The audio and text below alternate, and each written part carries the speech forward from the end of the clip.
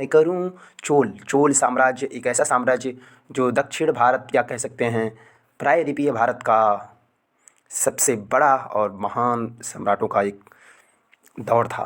इस दौर के बारे में जानने के लिए हमें कुछ चीज़ें मोटे तौर पर जानना होगा। क्या-क्या प्रश्न आए हैं परीक्षाओं में, उसको देखना होगा। साथ ही हम ये देखेंगे कि किस तरीके से चोलों ने अपना साम्राज्य विस्तार किया। तो चोल की जो स्थिति पाई जाएगी वो पाई जाएगी तमिलनाडु में। जब आप सॉरी जब आप कुछ इस तरह से अपने देश के मैप को लेके बढ़ते हैं तो यहाँ पर आपकी स्थिति पाई जाएगी। ये तो हो गया केरल। कुछ इस तरह में यहाँ की जो भी है स्थानों में पाई जाएगी। चोलों से संबंधित एक बहुत ही नॉलेजेबल बात है कि बृहदेश्वर मंदिर जो है तमिलनाडु का बृहदेश्वर मंदिर, जिसे एक बहुत अच्छा उदाहरण माना जाता है द्रविड़ शैली का। बृहदेश्वर मंदिर जिसे राजराज वन ने किया था, राजराजा वन ने स्थापित करवाया था तंजौर का। ये भी बहुत पॉपुलर रहा है। इसके अलावा चोलों से रिलेटेड चलिए शुरुआत करते हैं। चोल वंश के बारे में पूरी खबर हम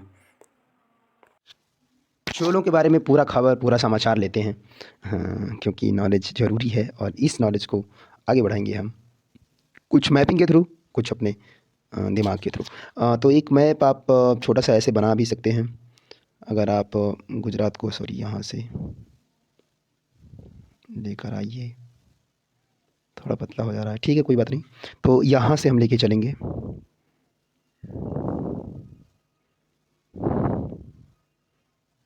ये वाला पार्ट अगर लेके हम चलेंगे, ठीक है, थोड़ा पतला मैंने बना दिया है, लेकिन आप समझने के लिए बस तमिलनाडु TN से लेके चलते हैं। तमिलनाडु से लेके जाना है। और चोल साम्राज्य की स्थापना जैसा कि पता है विजयालय ने किया था, ठीक है। तो उसके बाद इनके बाद आए थे परांतक, बहुत चर्चित रहे हैं। परांतक को याद रखना है। अभी मैं इसकी डिटेल भी दिया हूँ, आगे देख सकते हैं आप। परांतक के बाद राजवन आए थे, जो बृहदेश्वर मंदिर के बारे में मैंने बताया। बृहदेश्वर मंदिर भगवान शिव का मंदिर है, जिसमें 105 की संख्या बताई जाती है। राजवन, ठीक है। उसके बाद राजेंद्र प्रथम, जिसे हम राजेंद्र चोल के नाम से भी जानते हैं, ये काफ़ी पॉपुलर रहे। ये अपने शासन को बहुत ज़्यादा बढ़ा दिए थे, ये हमें जानना ज़रूरी है। यहाँ से लेके शासन को बढ़ाते हुए ये चले गए थे बंगाल तक। बंगाल में जो गंगा सागर है, जहाँ पर गंगा जो है सागर में मिल जाती हैं, वहाँ से गंगा जल लाने का इनका एक प्राविधान था। तो चोलों का साम्राज्य बहुत बड़ा रहा है, बहुत विस्तृत रहा है। उसके बारे में अभी हम और देखेंगे, मैपिंग भी देखेंगे, पूरा सटीक देखेंगे। लेकिन उसके पहले मैं बता दूं, यहाँ से ये गंगा जल मंगाते हैं। यानी जो राजेंद्र चोल थे, जिन्होंने चोल डायनेस्टी को बहुत पॉपुलर किया, बहुत प्रसिद्ध किया, विश्व प्रसिद्ध कर दिया। अभी आप देखेंगे, यहाँ देख सकते हैं आप किस तरीके से उन्होंने कहाँ कहाँ तक शासन सत्ता को बढ़ा दिया था। यही वो राजा था जिसने मतलब चोल साम्राज्य को इंडिया में तो था ही, Sri Lanka, Bangladesh, Burma, Thailand, Malaysia, Cambodia, Indonesia, Vietnam, Singapore जैसे राज्यों में भी बढ़ा दिया था। तो बहुत ज़्यादा देशों में इन्होंने बढ़ा दिया था। अगर हम वर्ल्ड मैप पे देखें एक बार चलिए वर्ल्ड मैप का सहारा लेते हैं। यहाँ पर आप देख सकते हैं इंडिया कहाँ है और फिर इंडिया की स्थिति कहाँ से कहाँ तक फैली हुई है, ये देख सकते हैं आप। देखिए, ये इंडिया यहाँ से चला था तमिलनाडु से, ये बंदा यहाँ तक सत्ता को ले गया। और इधर जितने भी छोटे बड़े राज्य हैं, ठीक है, इन सब राज्य नहीं, देश हैं, राष्ट्र हैं, राष्ट्रों में फैला दिया था। मतलब इनकी समय में नौसेना और इनके समय में ये वाली सेना, दोनों सेनाओं का बहुत अच्छा वो था। तो इस तरीके से हम देख सकते हैं कितना शक्तिशाली साम्राज्य था चोल डायनेस्टी। चलिए थोड़ा सा इसमें हम पढ़ लेते हैं। पढ़ना और नोट्स बनाना भी बहुत ज़रूरी है। संस्थापक थे विजयालय, जिनका जन्म 850 ईस्वी में हुआ था। 870-71 लिखा गया है कहीं कहीं, मतलब थोड़ा इतिहास में वो पाया जाता है, कंट्रोवर्सी पाई जाती है, इसलिए ऐसा किया गया है। पल्लव अधीनता में उरैयूर प्रदेश का शासक था। पल्लवों के अंदर काम करने वाला ये था जिसने चोल साम्राज्य की स्थापना कर दी। विजयालय की वंश परंपरा में लगभग 20 राजा हुए थे कुल मिलाकर। आप यहाँ देख सकते हैं, हमने इसका भी एक वो बना लिया है विकिपीडिया के थ्रू। तो इस तरीके से था, जिसमें से हमें ज़्यादा ध्यान देना है इन सम्राटों को।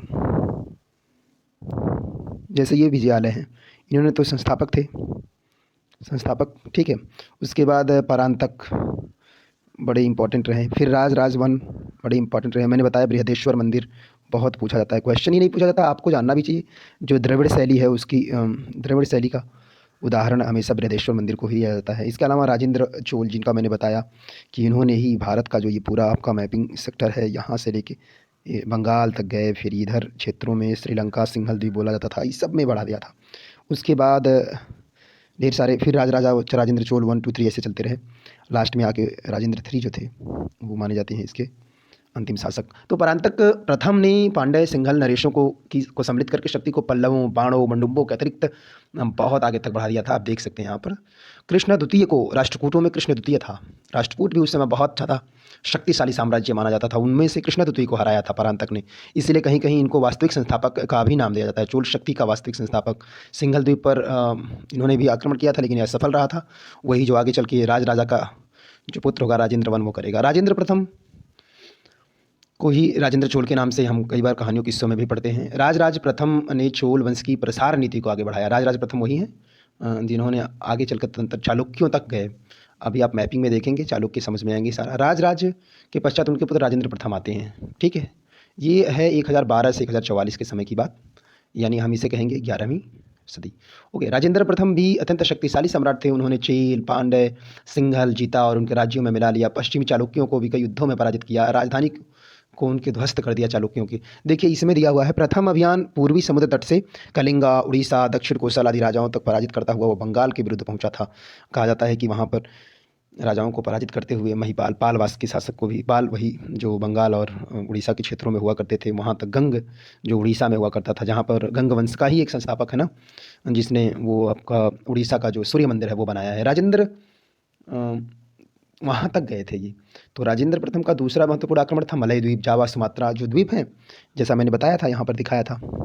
एक बार फिर से आप देख लीजिए, ये मालदीव तक, सिंगापुर मालदीव तक, यहाँ तक बढ़ाने वाला अगर कोई था तो यही था बंदा। और इस बंदे ने मतलब देश की पूरी व्यवस्था को बहुत अच्छा चलाया था। सबसे इम्पोर्टेंट जो चीज़ है इसमें हमें याद रखना है, ग्रामीण शासन की सुसंगठित व्यवस्था थी, जो आजकल देखने को मिलता है सेम उसी तरीके का कंडीशन था उस समय में।